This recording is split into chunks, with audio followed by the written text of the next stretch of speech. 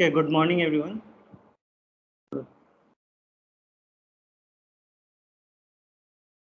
Today I'll start with what are known as Hilbert spaces, and later I'll come back to some more topics from Banach spaces.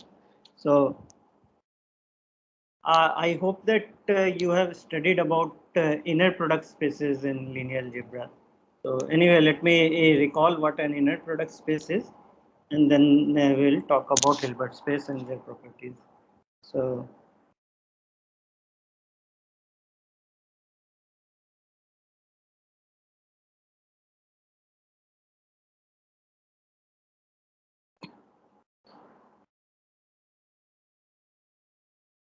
So first, let me define what is an inner product space.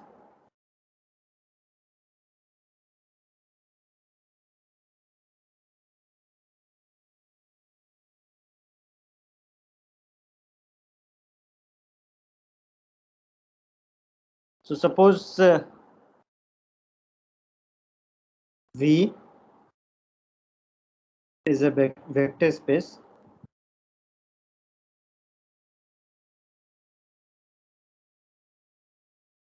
over field is either R or C. So just like for non-linear space, we have vector space over the field of real numbers or complex numbers, and then we'll define what is known as an inner product on V. So an inner product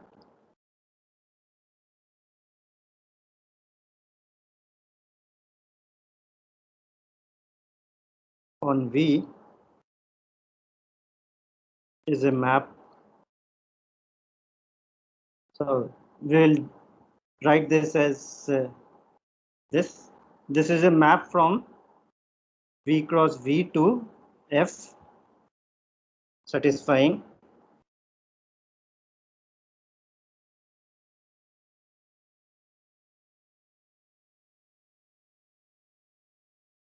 first property is that if we take V inner product with V, then this is always a non-negative real number, and this is equal to 0 if and only if V equal to 0.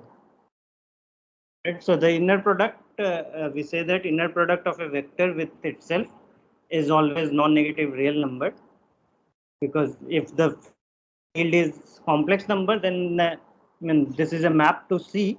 So it may have been a complex number also, but the first condition says that if you take the inner product with itself, it is always a real number, and also it is non-negative, and it is equal to 0 if and only if V is the 0 vector.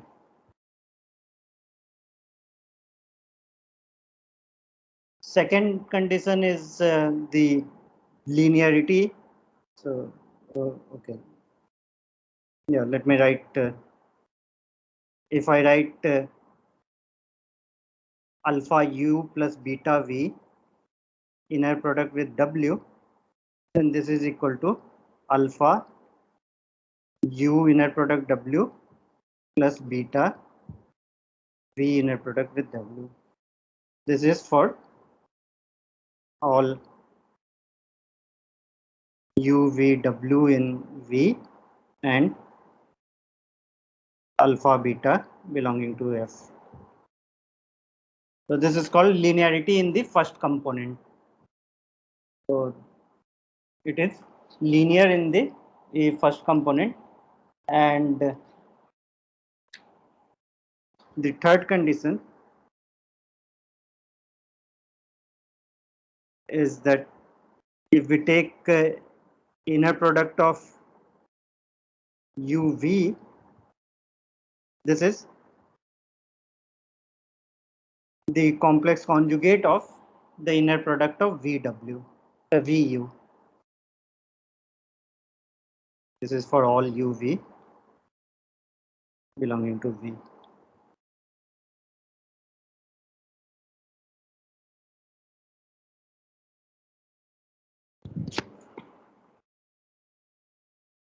Right, so this is called sesquilinear. That it is if you take the inner product of u and v, then it is nothing but the conjugate of the inner product of v and u.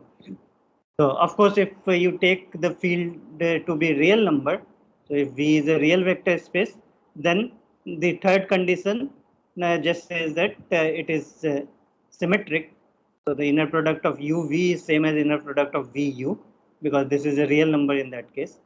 And then using 2 and 3, you will get that the inner product is also linear in the second component. Right? So if it is over C, then it is not linear in the second component. It is what is known as conjugate linear in the second component. So it will follow from 2 and 3. From 2 and 3,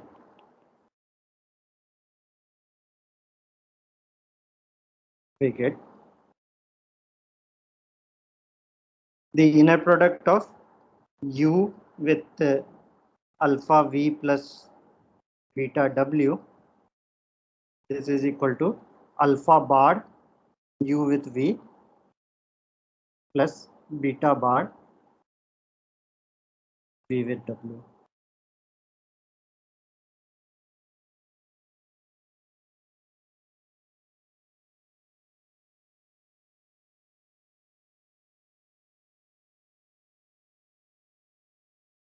Right, so these are the conditions for inner product. Now, if we have an inner product, then naturally you can define a norm from this. So, okay, let me write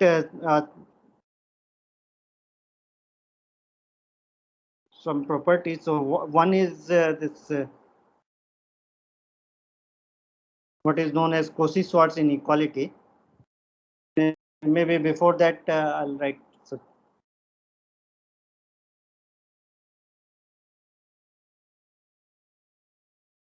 So okay, let me also define what we mean by orthogonal vectors.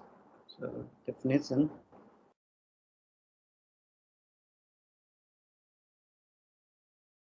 Let V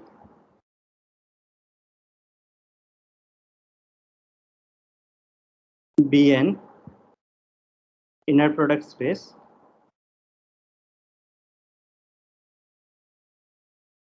So an inner product space is a real or complex vector space together with an inner product defined on that. So if we have any inner product space, we say U, V belonging to V are orthogonal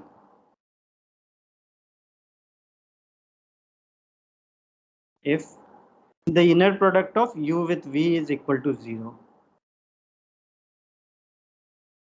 Right. So I mean, of course, you can see that this inner product is basically a generalization of the scalar product or dot product on Rn or Cn that we study in when we study about vectors in high school.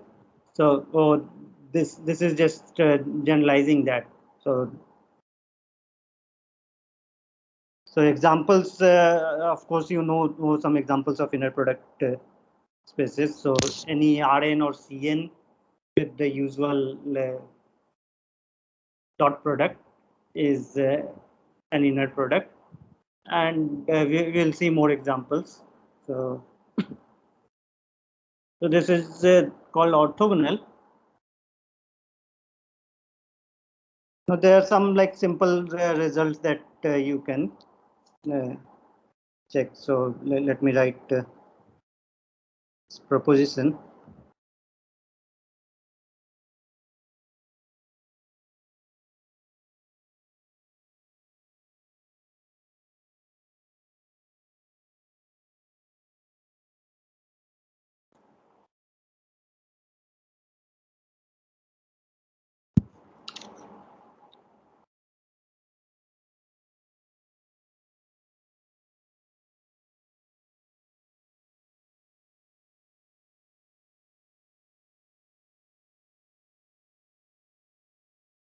Maybe let me define the norm using this inner product. So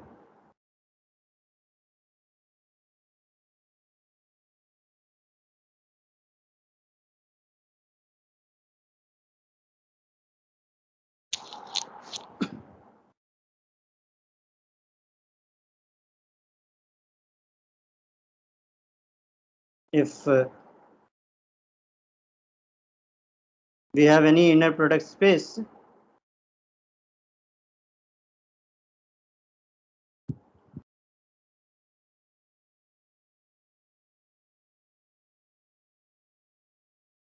we define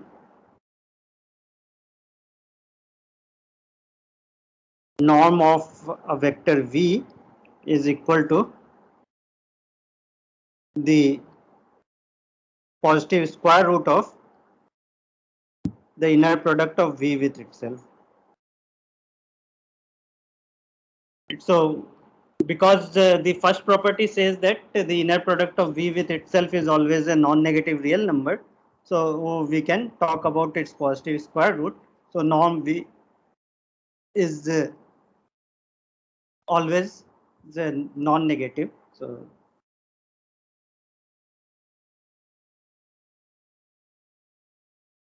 it is easy to check that.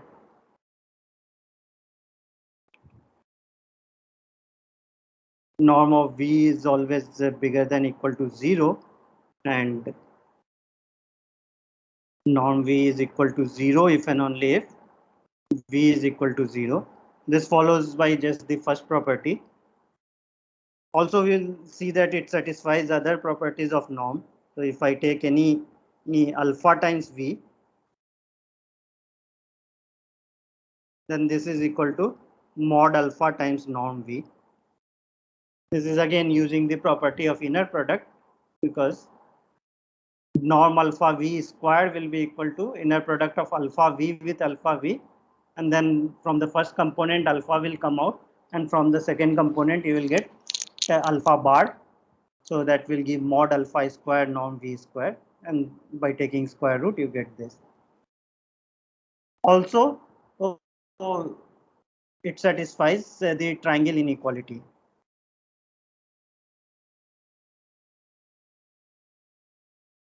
Norm of u plus v is less than equal to norm u plus norm v for all uv belonging to v. This follows from the Cauchy-Schwarz inequality.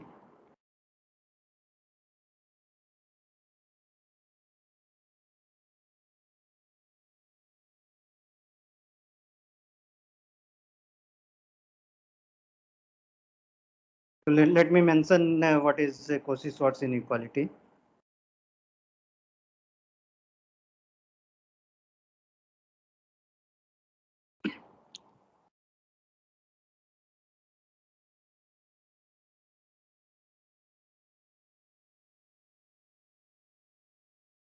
Write the spelling correctly.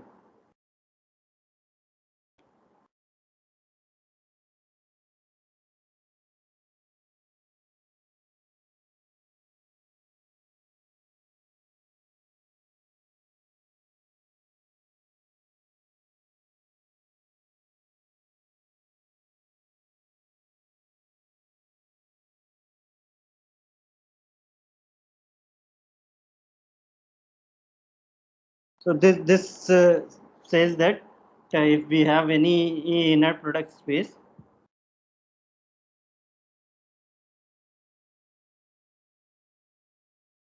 the if I take the inner product of uv,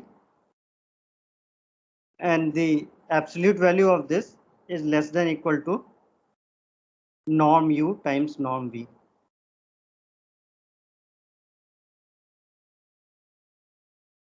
This is true for all uv belonging to v, where v is an inner product space. So If we have any inner product space, then the absolute value of the norm of the inner product of uv is less than equal to norm u norm v.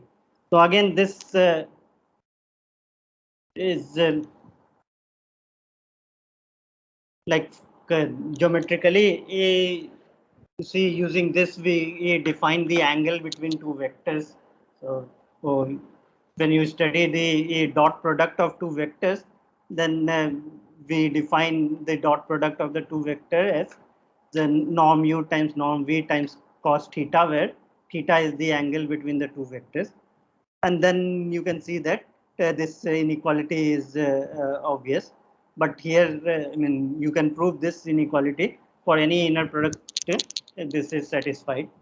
And using this Cauchy-Schwarz inequality, we can easily prove but the triangle inequality for norm. So if we look at norm of u plus v square, this is u plus v with u plus v inner product, and this is equal to u with u plus v with v plus the inner product of u with v plus inner product v with u. This is by using the property 2 and 3 for inner product. And norm, the inner product of u is the norm u square. So this is norm u square plus norm v square plus this is u inner product v, and v inner product u is u inner product v conjugate. So this is equal to norm u square plus norm v square plus 2 times real part of uv. So this is one important inequality. So norm of u plus v square is norm u square plus norm v square.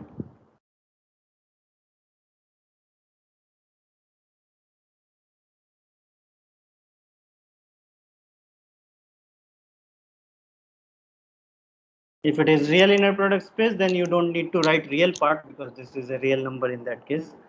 So we get this, and then you can prove the triangle inequality.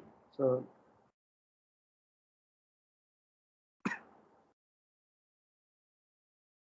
since real part of any complex number z, this is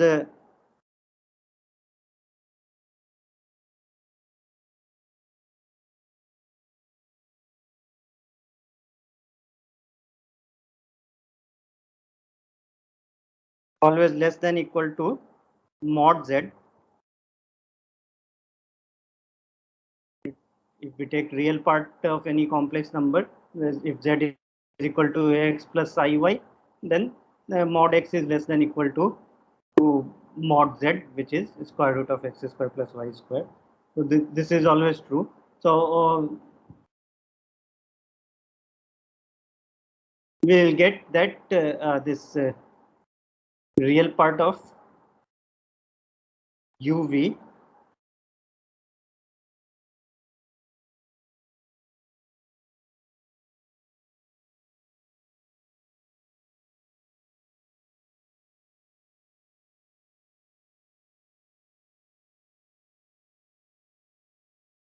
is less than equal to mod of inner product of uv, which is less than equal to norm u norm v.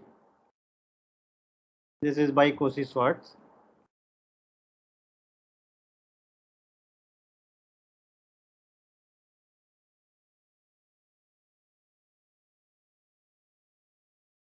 So then we get that norm u plus norm v square will be less than equal to norm u square plus norm v square plus 2 times norm u norm v. and this is equal to norm u plus norm v whole square. So therefore, norm u plus v is less than equal to norm u plus norm v. So this is the proof of triangle inequality using this Cauchy-Schwarz inequality.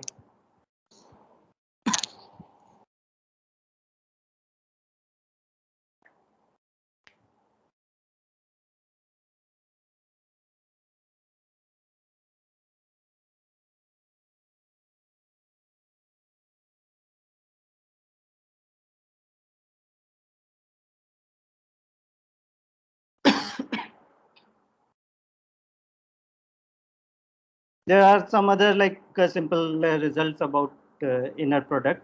So we can write the Pythagoras theorem.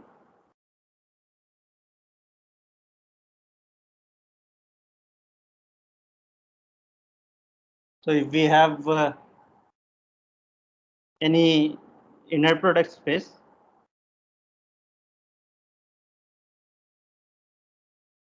let v1, v2, vn be pairwise orthogonal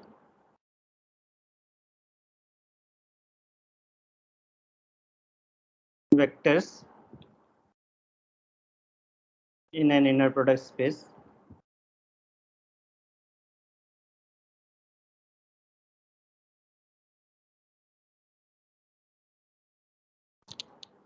Then if we look at norm of v1 plus v2 up to vn square, this is equal to norm v1 square, norm v2 square up to norm vn square. So this is the generalization of the Pythagoras theorem. Like in the triangle, you write that if like you have right angle triangle, then the hypotenuse square is sum of the square of the other two sides. So that will follow from this, because if we take v1 and v2 are two vectors which are orthogonal, then this hypotenuse length is norm of v1 plus v2, and this is norm v1, this is norm v2.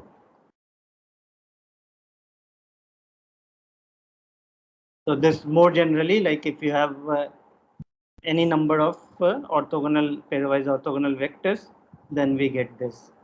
So again, the proof of this is very easy.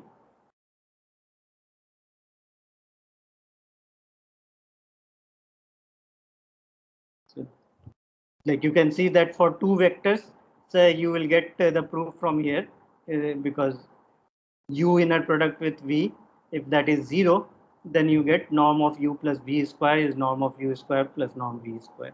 And if you have n vectors, then again you will see that you will get the inner product of any two vectors that will be 0. So you will be only left with norm v1 square plus norm v2 square plus norm v square. The proof of this is easy. And also we can write another one, which is parallelogram law.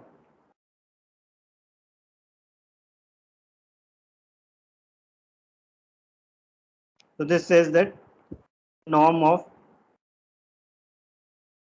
u plus v, so norm of u plus v square plus norm of u minus v square is equal to 2 times norm of u square plus norm of v square.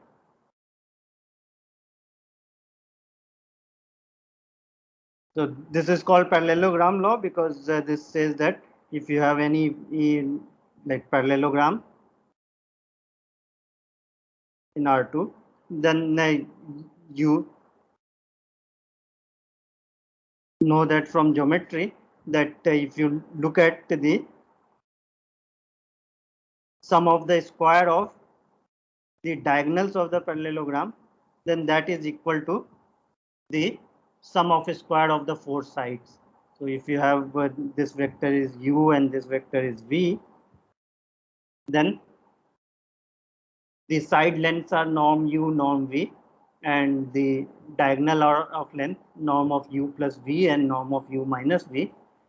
So this says exactly that. And the proof is again easy. We already saw that norm of u plus v square is norm u square plus norm v square plus 2 times real part of u with v, and then replacing v by minus v, we get norm of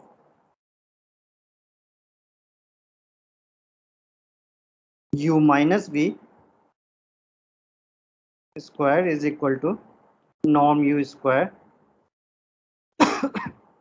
plus norm v square minus 2 times real part of uv, and then adding we will get.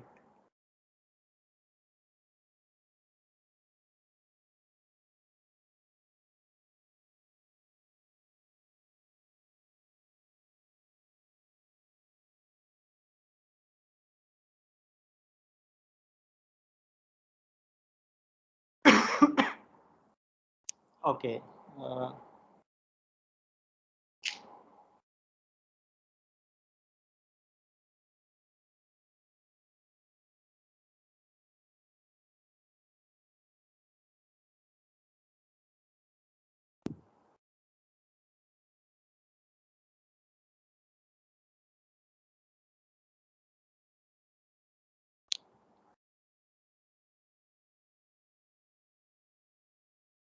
Okay, let me also mention the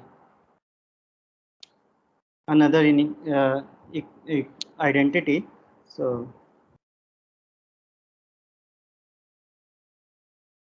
this is called polarization identity.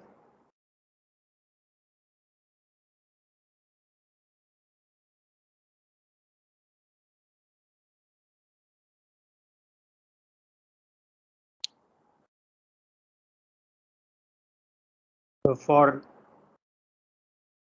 real inner product space,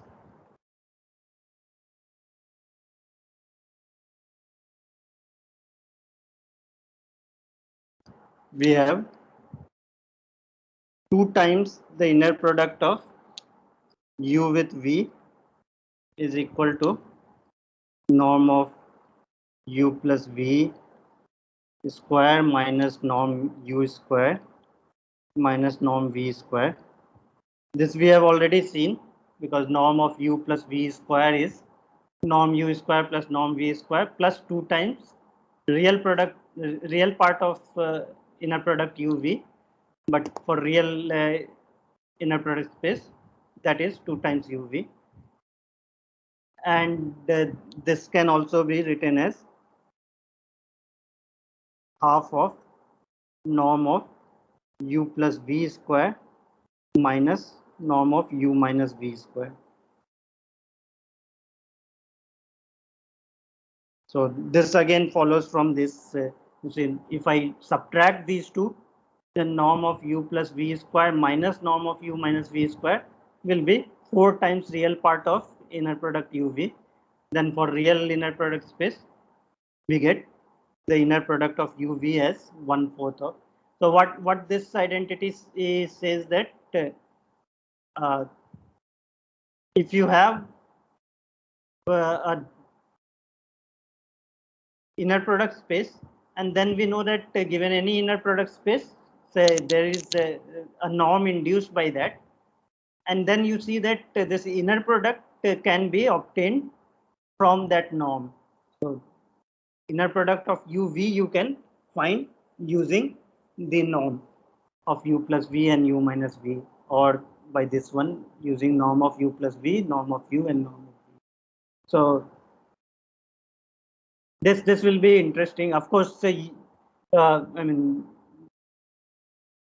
it's not true that given any a norm linear space, the norm will come from an inner product. So that requires what is this is important one, the parallelogram law. So that we will see that an inner product.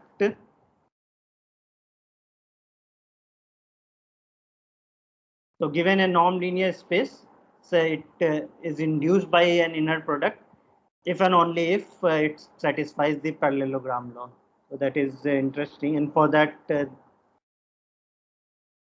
define the inner product, we can use this polarization identity. So this is for real, and in the complex case, because for the complex case, this will only give you real part of uv you can obtain from this norm, and then you have to obtain the imaginary part also to get the inner product of u and v.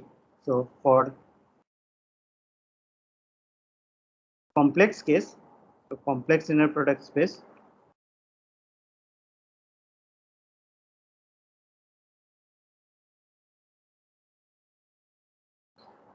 we can write 4 times the inner product of u with v is equal to norm of u plus v square plus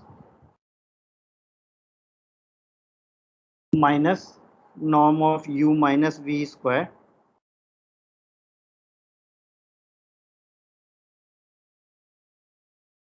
plus iota times norm of u plus iv square minus iota u minus iv square.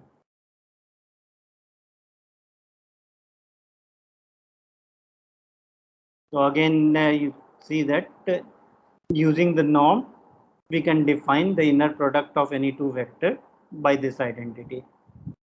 This again is easy to check. So you can verify this by just expanding this norm of u plus v square, u minus v square we have done, and similarly u plus iv square and u minus iv square, and then you can get this.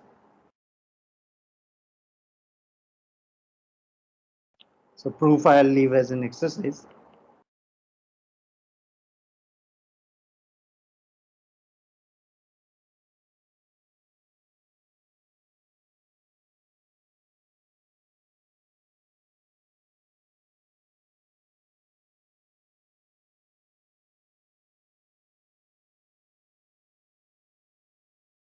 So let me write here that given an inner product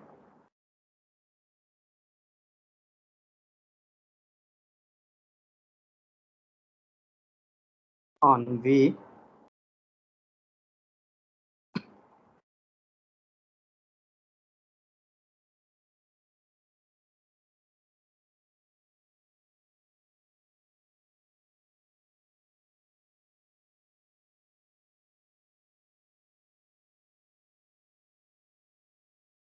the norm induced by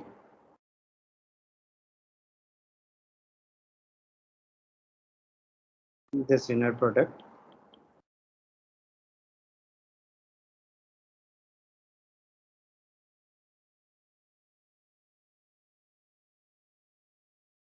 is given by this what we define norm of u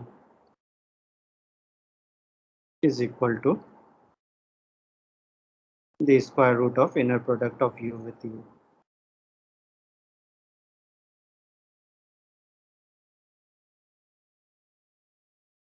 So every inner product space is also a norm linear space.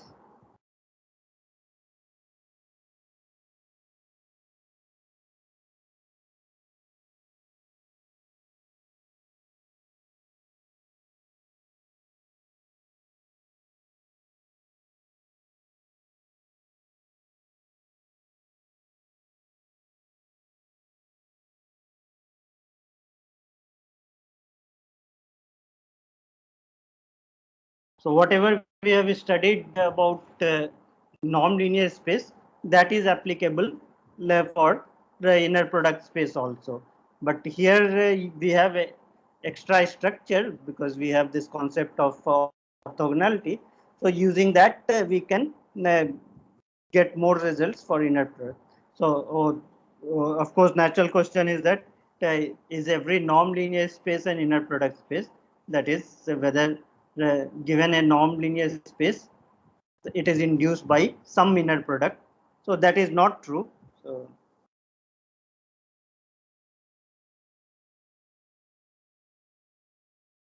let me write this remark.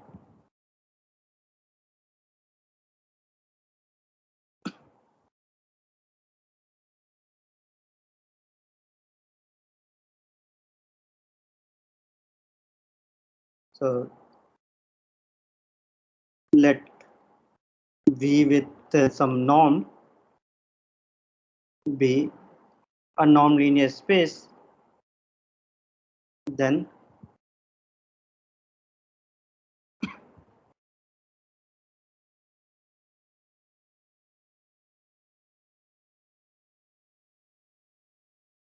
this norm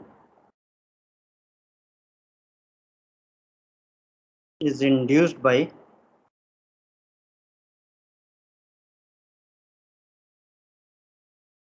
some inner product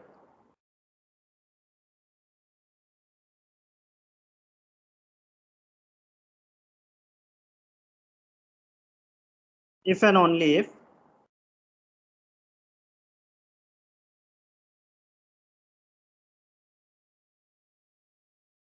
the norm satisfies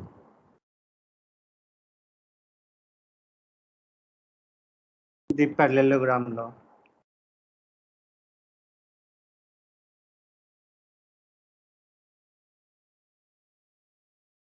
That is,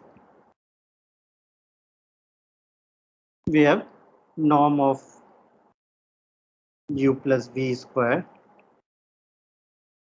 plus norm of u minus v square is equal to 2 times norm u square plus norm v square.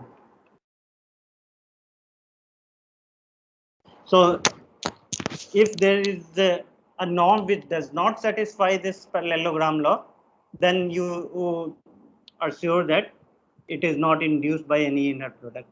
So you can get example of norm linear spaces which are not inner product spaces.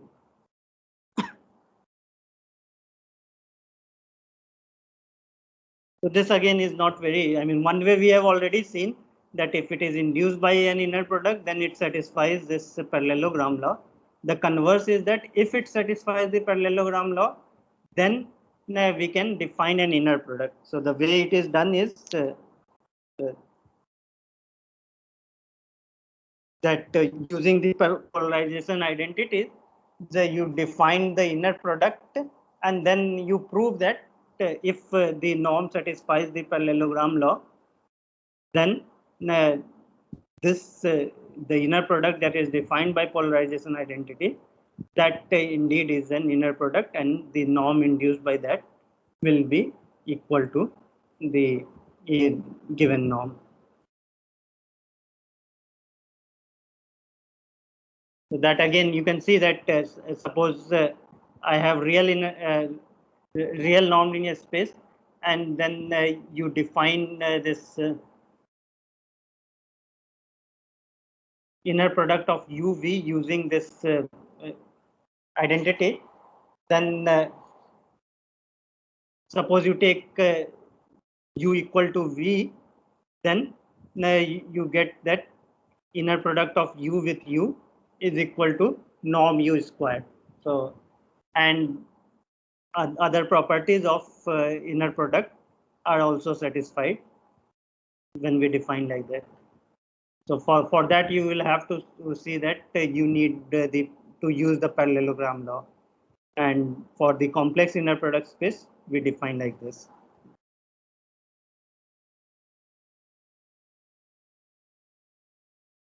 So maybe I'll say here that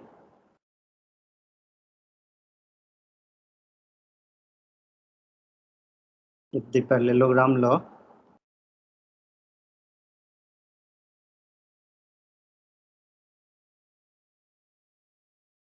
is satisfied by the norm,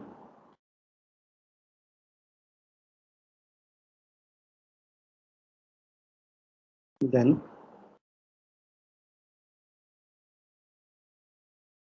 this defined by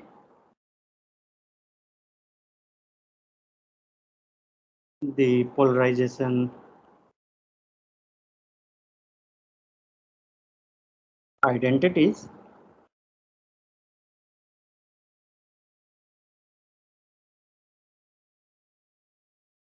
will satisfy the properties of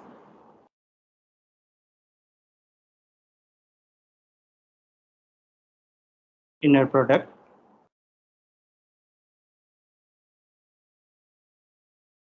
and norm of u square will be equal to u with u.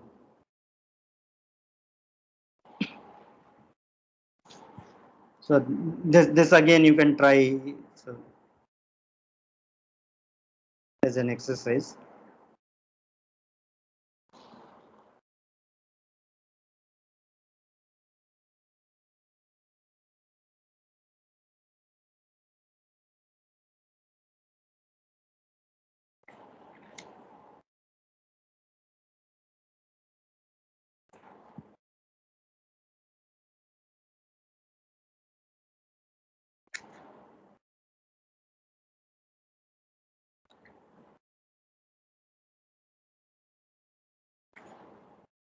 Okay, so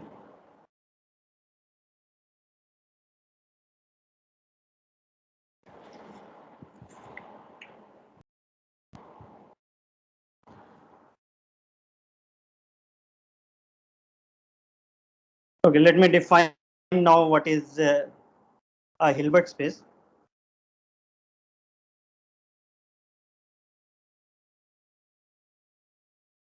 A Hilbert space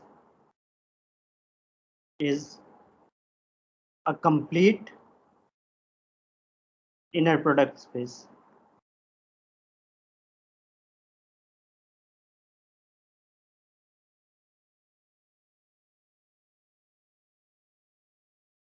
So we know the meaning of complete. So complete is with respect to the metric induced by this inner product. So once we have inner product, we have a norm, and then we already know what is a complete norm linear space.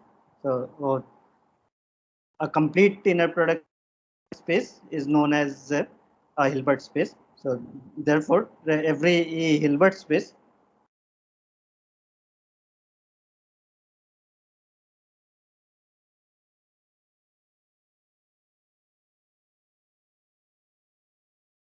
is a Banach space.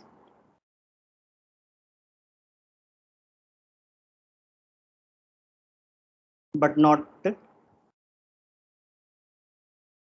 conversely. So we have Banach spaces which are not Hilbert space. So maybe let's list down some examples of Hilbert spaces.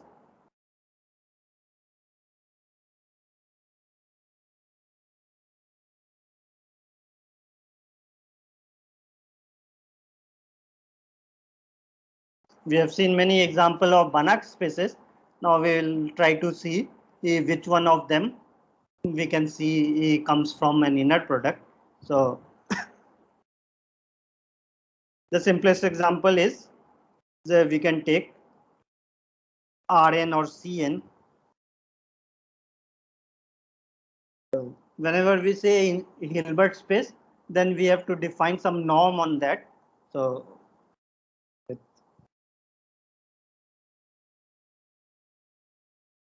we have to define inner product on this.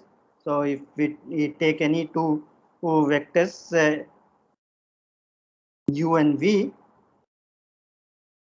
then u with v is equal to summation of ui vi bar I equal to 1 to n.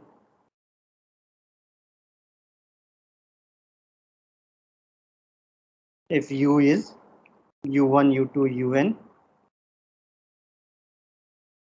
and V is V1, V2, Vn.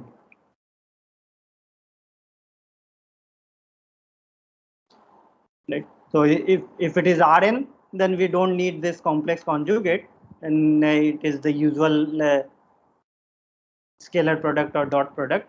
So summation of Ui Vi, and for Cn we need to take the complex conjugate, and then you can check that this satisfies all the properties of inner product. So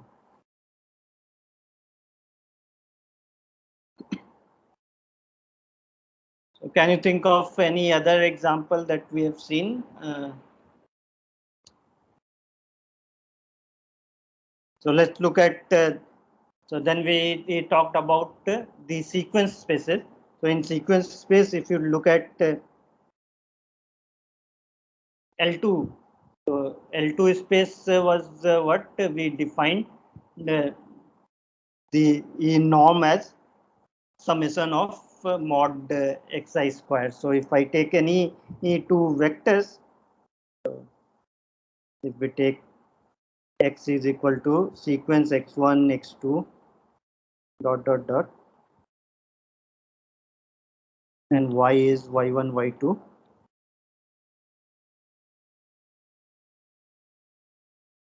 then we define the inner product of x with y. So this is just like we did for Rn or Cn. So this is equal to summation of xi yi bar I equal to 1 to infinity. And so this x and y, where are these? These are in L2. So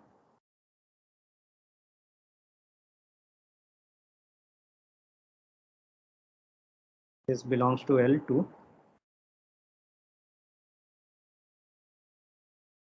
We define this inner product. So what is the meaning of this in L2? That means that summation of mod xi square is finite and summation of mod yi square is finite. So note that summation mod xi square finite and summation mod yi square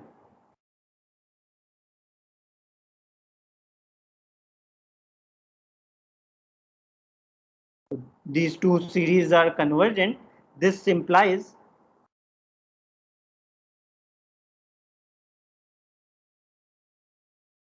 that this series is convergent. Summation xi yi bar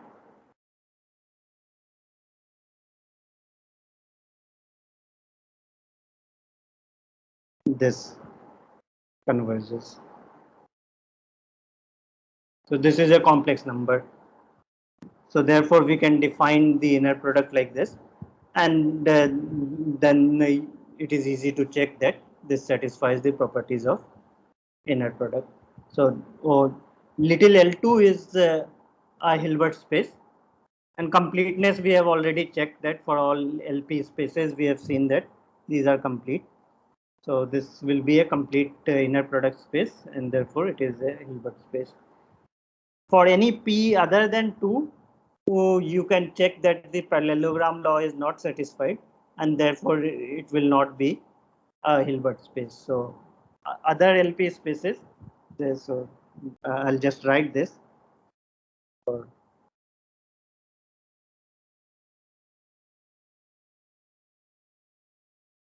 P1 to infinity, P not equal to 2, this LP is a Banach space, but not a Hilbert space.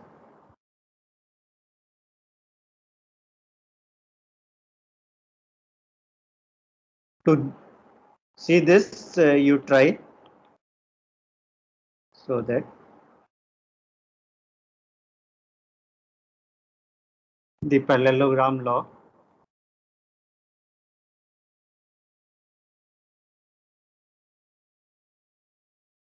fails for LP if P is not equal to 2.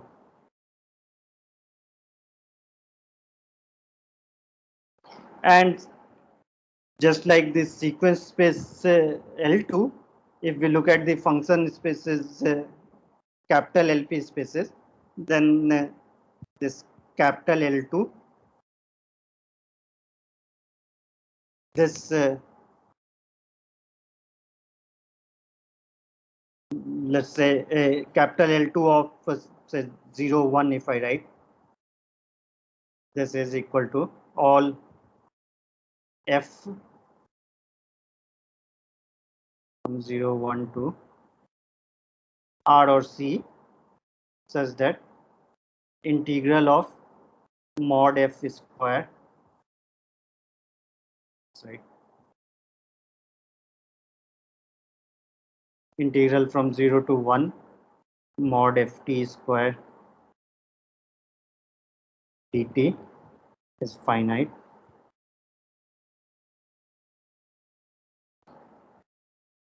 So this is L2 space. Of course, we take the equivalence class of uh, these functions rather than the function, and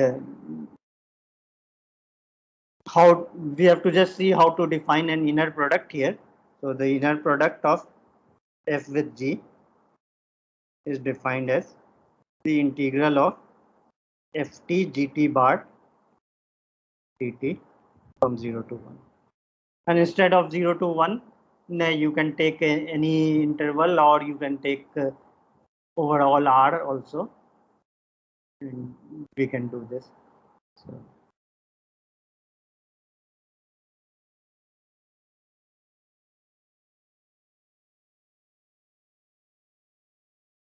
So again here, for any P other than 2, so it is a Banach space but not a Hilbert space. So this capital L2 is a Hilbert space, but other LP spaces are not.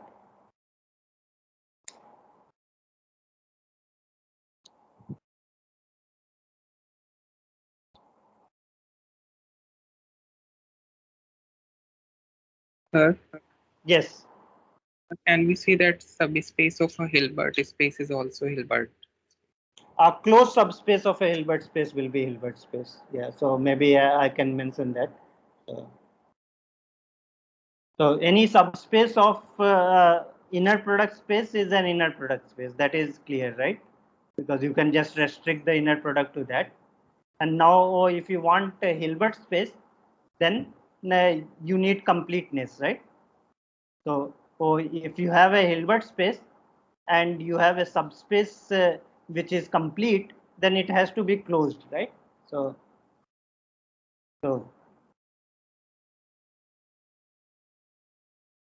every closed subspace of a Hilbert space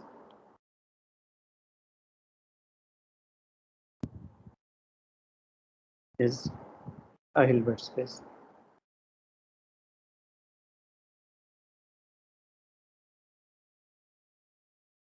So the inner product you just restrict to that closed subspace, and then the completeness, we already know that if we have any complete metric space and if we have any closed subset, then that is again complete.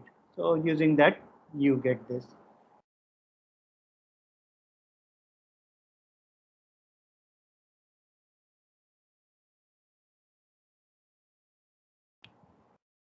Okay.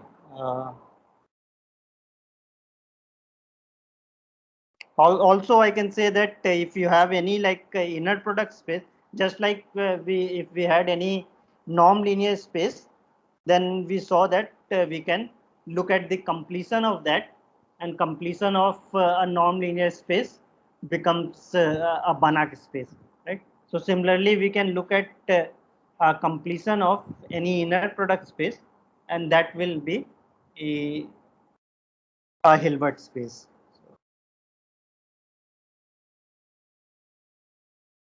Completion of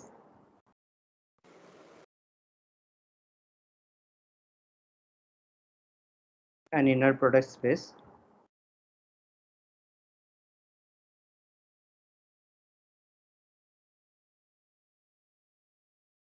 is the Hilbert space.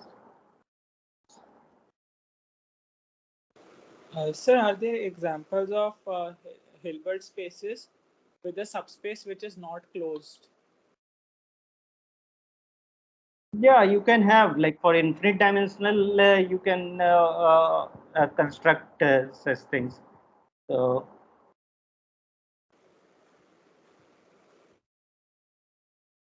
if it is finite dimensional, then any subspace will always be closed, right? So you cannot get this for finite dimensional, but for infinite dimensional, you can do that. So example.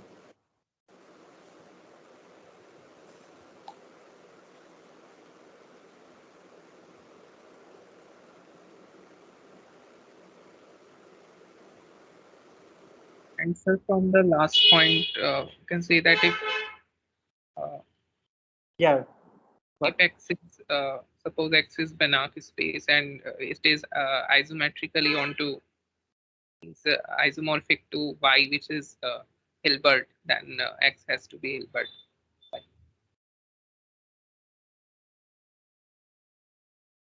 Right, right.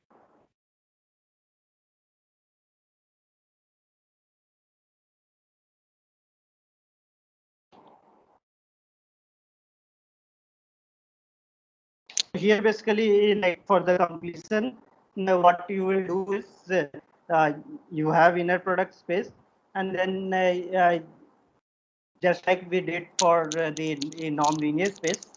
So we took the equivalence class of Cauchy sequences, and then we defined the norm as the limit of those things, right? So if we take here the equivalence class of Cauchy sequences, so you take X bar and Y bar, and you define let me write. If you take X bar, Y bar, then the inner product between X bar and Y bar you define as limit as n tending to infinity of X and Y n, where this Xn is any Cauchy sequence which is in the equivalence class of X bar, and Yn is a Cauchy sequence in the equivalence class of Y bar, and then you can check that this is well defined, so it does not depend on which Cauchy sequence you are taking in this, and then one can check that this will define an inner product on the completion, and that is of course a complete metric space. So you will get that this is a complete inner product space. So that is how we can like if we don't have complete inner product space, then we can look at its completion, and that will be a Hilbert space.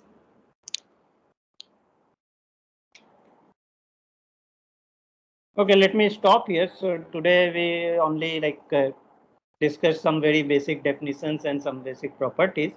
I mean, Cauchy-Schwarz inequality I did not prove, but I hope that you have seen that before. Otherwise, I mean, it is not very difficult to prove also. There are many different proofs of this Cauchy-Schwarz inequality, in fact. So you can look at the proof of this.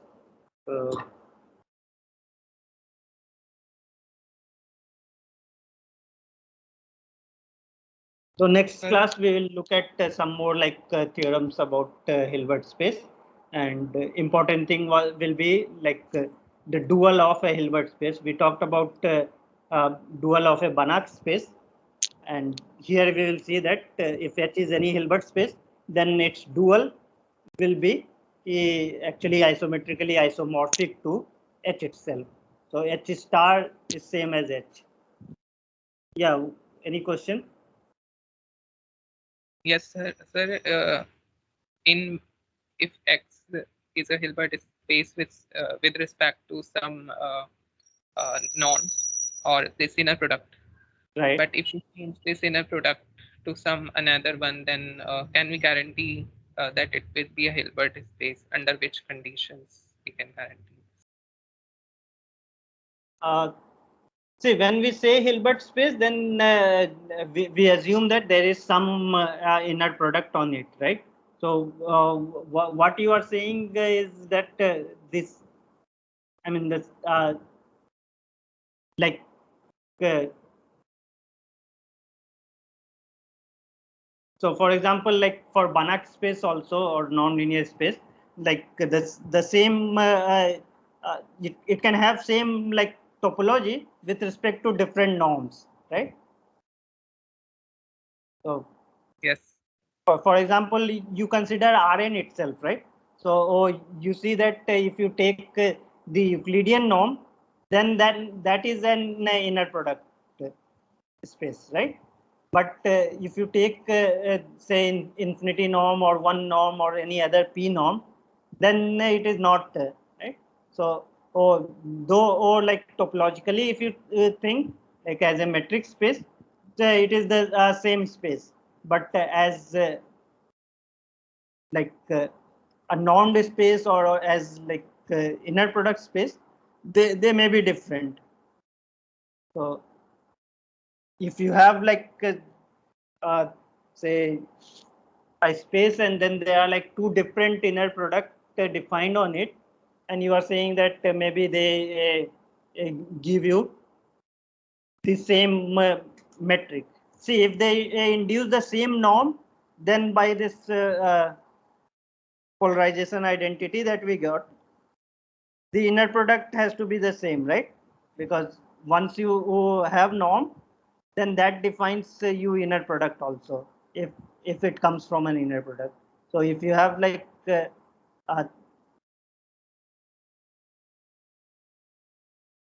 as a norm linear space, if it is the same space, then there will be a unique inner product.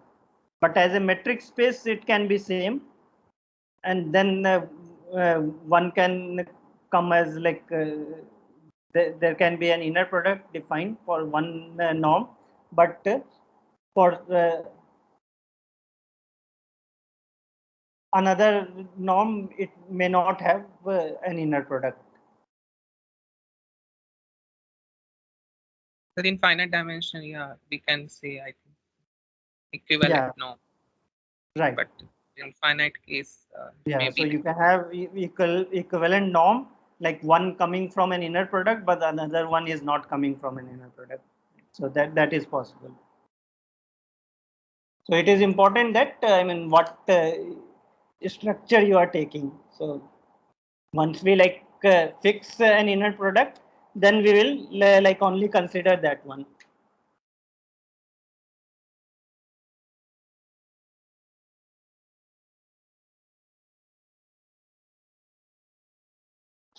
Okay, so in the next class we will look at some important results about Hilbert spaces. We will also talk about like operators on Hilbert space and then its adjoint, and those things will be like very important later.